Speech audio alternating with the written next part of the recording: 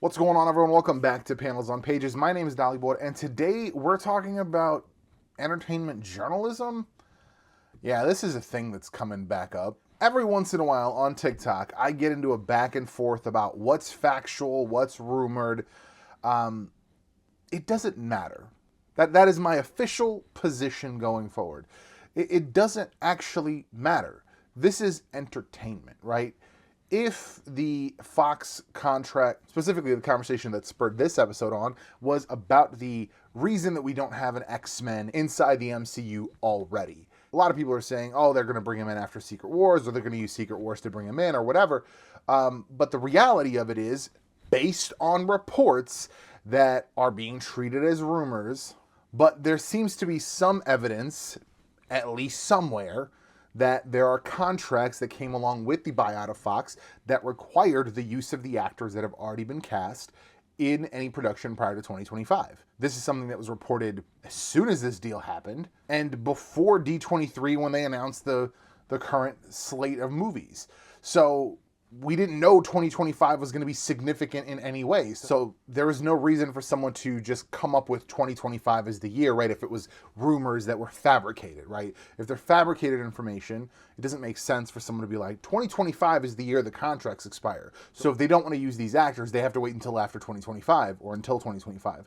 That's a very specific date. And if you don't know anything, right? If you don't know anything about what's coming up, again, this was pre the D23 announcement of the slate leading into 2025. So if this is someone who doesn't know what's going on, doesn't have any sort of insight, why pick that year?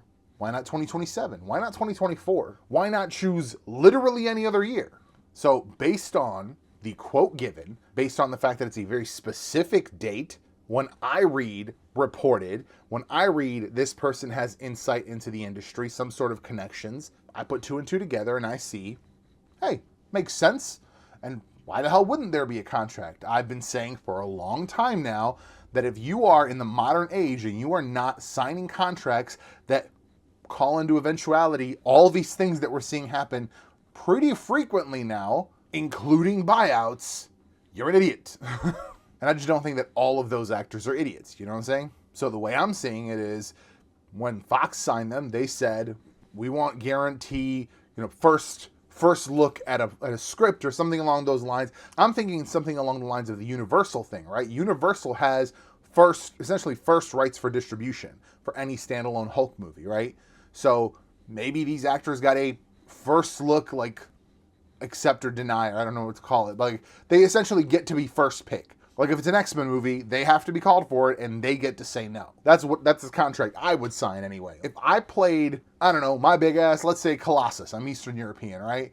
They give me their expert trainers and I'm brolic in 6 months. Like no problem. That's what I'd want. If like right now they were like, hey, Dollyboy, you get to fucking go and be Colossus, I'd be like, cool. Any project, like what's the time frame we can get? And any X-Men project featuring Colossus, I want first choice. Like I want to decide if I'm in it. It's like you want me, that's what I want. That's my deal. But that maybe, I don't know, maybe I'm thinking in terms of what's not possible. Certainly wouldn't be the first time. Regardless, that was my position. I did a couple videos and I said, hey, this is why they're not doing that, based on the information that I saw, based on the reporting that I found. While yes, some websites were calling it a rumor, other websites were referring to a specific interview with a specific individual. I forget his name right now, but it was a guy who apparently has some sort of insight into the industry. I do not know this motherfucker. A quick search reveals that he's got some problematic history. Seems to be the fucking standard in Hollywood these days. But I don't know, like, I used to work at Target and I still know people at Target, you know what I mean? Like, so even if he's not currently working there, he might have somebody he's talking to. But the real thing that inspired this episode is the fact that somebody said that because I claimed that this was confirmed, this was misinformation. And I cannot wrap my head around that. It is 2023. 2 banks failed in the last week. You're trying to get me on misinformation for entertainment news? Like something that has zero impact to any of us. You're trying to pull misinformation. Look, I understand that journalistic integrity is important and that those who claim to be reporting the news should be doing their due diligence. Abso-fucking-lutely, without question. We see an incredible amount of shit put out there by official news sources that is then proven incorrect, and we barely get any retractions. Misinformation is a problem when it comes to real shit. This is fucking entertainment. We are talking about X-Men. Like, this is not that big a fucking deal. Don't get me wrong, I'm a huge X-Men fan. I want X-Men media content. Give me the animated series, give me 2 animated series, give me an X-Force TV show, all of it. Give me fucking all of it. I want it. I do not have any sort of allegiance to any single fucking actor. Whoever the fuck they cast, that's who I'm gonna fucking watch. Just like I don't have any allegiance to any particular fucking writer. Whoever writes the fucking comics, that's what the fuck I'm reading. Because I want to read X-Men content. Is some of it better than others? Absolutely. Is some of it much, much worse? Absolutely. But that is the curse of the media we're talking about. Nobody controls it consistently for decades at a time, except for one period when Claremont did. And hey, guess what? It was mostly good during that time, right? Except for all the slurs that he made Kitty Pryde use, that still fucking weird. Still weird. My point is to call somebody out for misinformation when we're talking about such inconsequential things as entertainment news. Like, I was not accusing someone of SA. I was not saying that someone is or isn't this, that, or the other thing. Like, it's not as if I made a video saying, I don't know, Chris Evans is actually a white supremacist. That's not a thing I'm claiming. That is a hypothetical statement I'm making. Calm the fuck down, people. It's not like I did that, right? Because that has implication. I'm talking about the potential details of contracts we will never, ever, ever get to see. Never. No one will ever share those fucking details with us. Because no one wants to share how much they're paid. Because they don't want to be embarrassed if they're underpaid, and they don't want people to know they're getting paid what they are if they're getting paid real, real good money. So ultimately, regardless of anything else, we will never know the actual details of those contracts. Never. So if I make some fucking statements about what may or may not be in those contracts, it's not misinformation, it's fucking guessing. It's most of entertainment news is guessing. Look at it this way. All these people who went out and bought All-Star Superman, Authority Relentless, Alan Moore's Swamp Thing, all of those people are guessing that that is what the new DCU is based on. Guessing, fully guessing. The only thing we know is being based on an actual specific book is Supergirl, because he said that. He said, this book from last year, we're making that into an awesome movie. That's it. He used some images to portray these characters, or whoever edited the film did. That doesn't mean that's what the movies are being based on. Everyone else is just making assumptions and guessing that that's what's happening. That's all that's happening here. I have the information I have, and I make what I feel is an educated guess as to the reasons we do not have a proper X-Men appearance. I've spoken on how I would bring the X-Men into the MCU. I've made a whole episode on it, and it would not revolve around any of the actors that are previously involved. Yeah, did Hugh Jackman do a great job? Absolutely. Is Patrick Stewart the definitive Xavier for the rest of all eternity? Absolutely, without question. Till the day I die, no one will do a better job than him as portraying Xavier. It just won't happen. Will I give the next guy a chance? Sure. If they do the wrong thing and make it Giancarlo Esposito, I'm still gonna give him a chance because I think he's a fantastic actor. I think it'll be interesting to see what he does with the character. I think it's the wrong move for very many reasons. Regardless, end of the day, if somebody's making a TikTok and they're not claiming to be a news professional or a news source or that they have some sort of inside track, it's just fucking guesswork and opinions. That's it. Everyone who's making these bold claims on TikTok and YouTube and all these places, it's guesswork. Educated guesswork at best. Informed assumptions. Informed assumptions are still fucking assumptions. Here's a very simple example of something that I know to be true based on my experience, but I do not know it to be true factually. Okay? So I have a lot of fucking evidence to prove this statement, but I do not have any tangible, factual evidence. Like someone giving me a schedule, someone giving me a plan.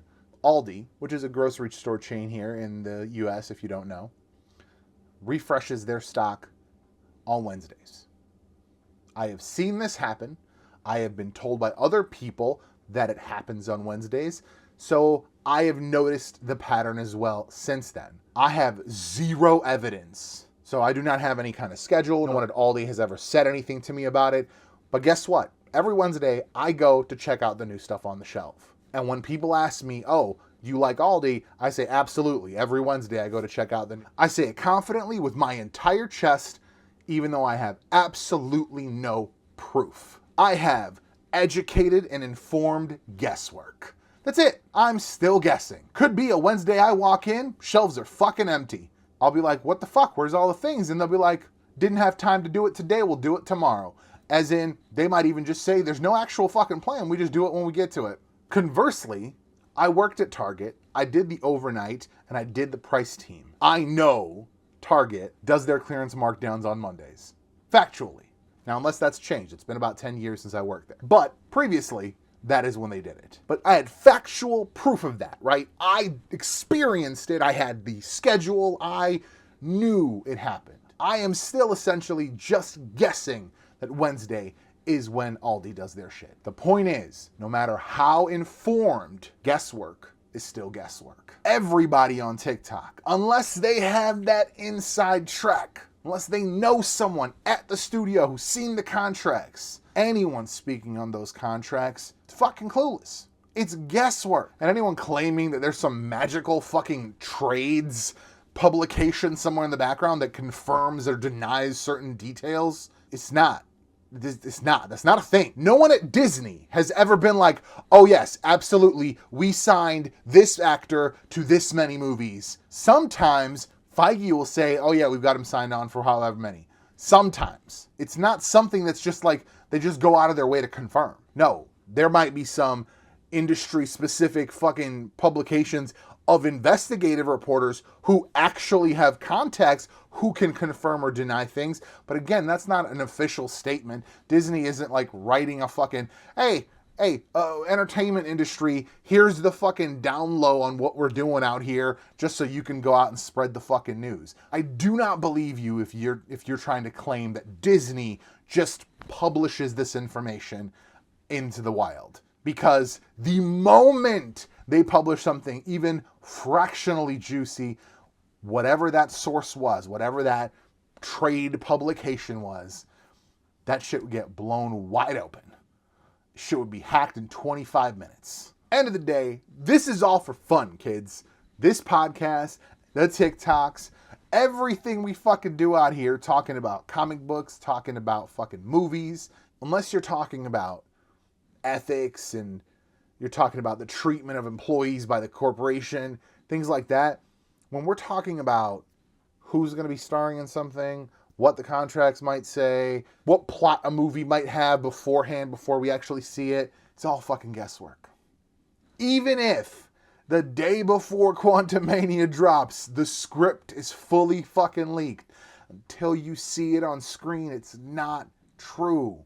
That might be the best piece of fucking evidence of what could happen, but we know for a fact that they make fake scripts for these movies. Countless fake endings for Endgame. We know this, factually. They've said it. They've shared them. The actors have said that they get incomplete scripts. So the fact that a complete script for Quantumania dropped, I wouldn't have fucking read it even if I saw it. Even if I was somebody who did that kind of thing, read scripts just for the fucking entertainment of it, or for the research of it, I wouldn't have read that one ahead of time because I don't know if that's fucking true. I don't know if that's what's going to happen. I don't want it to color my fucking perception of the film when I go see it, right? If I read the script for something ahead of going to see it, and it's different, maybe I like the script better. Maybe whatever bullshit ending they had in this script was better or more entertaining for me. So when I go see it and they have a different ending, like, do you see what I'm saying?